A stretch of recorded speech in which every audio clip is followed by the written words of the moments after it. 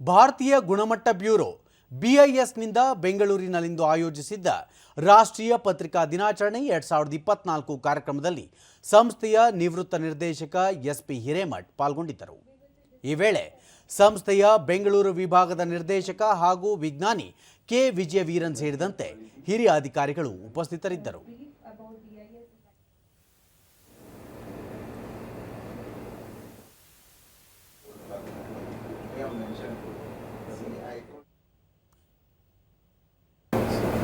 ಬಳಿಕ SP ಹಿರೇಮಠ್ ಮಾರುಕಟ್ಟೆಗೆ ಬರುವ ಯಾವುದೇ ಉತ್ಪನ್ನಗಳ ಗುಣಮಟ್ಟ ಕುರಿತು ಮಾಧ್ಯಮಗಳು ಗ್ರಾಹಕರಿಗೆ ಮಾಹಿತಿ ನೀಡಬೇಕಾಗಿದೆ ಎಂದು ಹೇಳಿದರು.